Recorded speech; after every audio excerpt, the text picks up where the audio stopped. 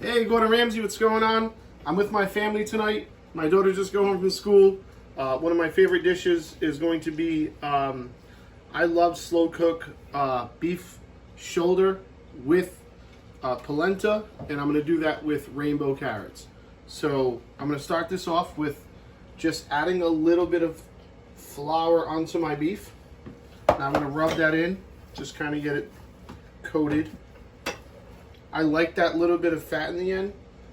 To me, that's flavor. That's going to be the first thing that I try to put onto the pan. And I got my salt, pepper, garlic mix I keep together. I like to season this thoroughly, only because it's going to be so much flavoring, so much wine, beef broth, and everything that goes with it.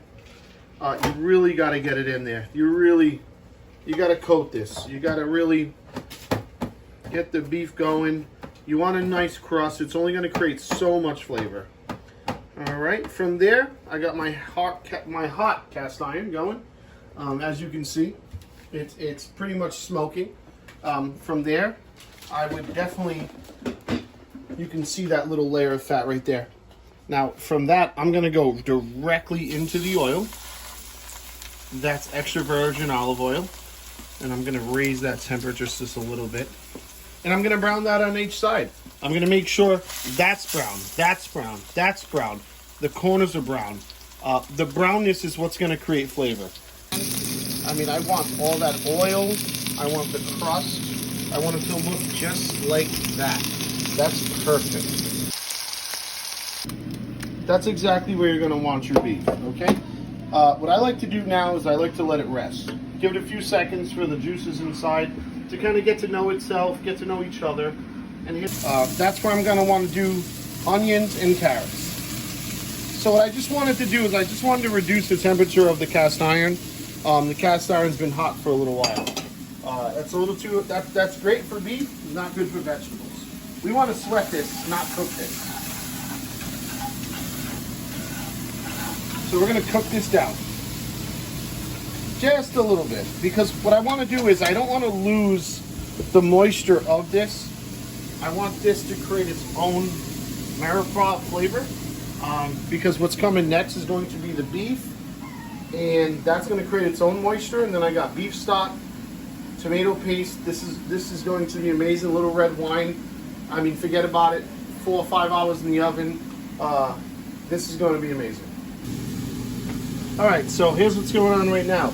I just kind of just got my mirepoix to kind of moisture up a little bit. I mean, if you can tell, it's not. I'll move this to the side.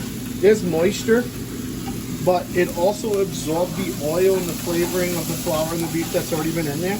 This is as soft as I'd like it from where I want to go from here. So I'm gonna go Cabernet Sauvignon. Okay, this is maybe 3/4 to half a cup. That goes right in. That's going to deglaze whatever I didn't do with the moisture of the vegetables. Okay? You don't have to worry too much about cooking this down, only because it's going in the oven with the beef. This is more or less just a substitute or an addition, excuse me, for what I'm making. I'm going full-blown homemade beef broth. See it? It's not congealed because I just made this today. Okay, we're gonna go full-blown whole quart in there. Yep. Look at that. I wish you were here to smell it. This is so delicious. So amazing smelling, so fragrant. With the wine, with the beef. I mean, you're out of your mind. Okay, give that a second. Let's give that just a second to come up to at least temperature to the cast iron. Then we're going to go ahead and add our beautiful beef. If you can look, it's been browned everywhere. Flavors everywhere. This is just going to create not only a slippery slide like a carnival, like I just showed, but a beautiful dish. So I'm going to go, if you can, I can't, it's so, I mean, you can hear it.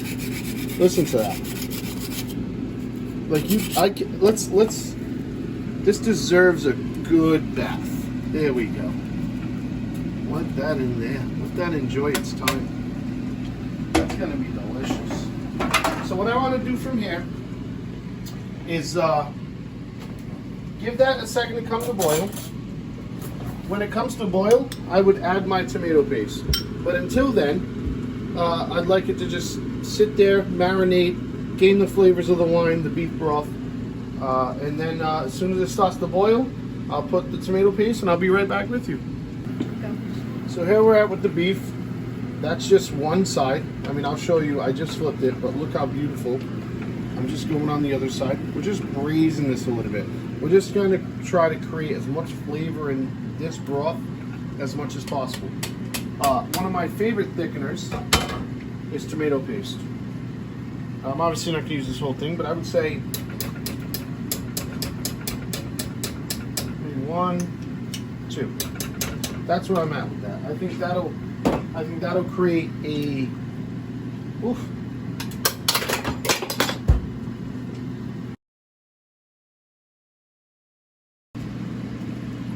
All right, so here we go. It's going at a rumbling boil. We're gonna want to let that just shut right down. I don't want to lose the heat from this, so what I'm gonna do is tent it. I don't want it to be too tight. All right, so after the tomato broth is in, as you can see it, I'm just gonna mix it in just to create a beautiful velvety sauce to go with it. Not only that, but the fat from the beef, once this thing breaks down, once it comes up to temperature, the meat itself is going to release its own juices. So for now, this is just a beautiful base to go by. I forgot one thing, and I'll be honest with you, I don't know if I can go forward without it. Whenever I'm making something that's stewed for hours, or even a few hours, I am such a fan.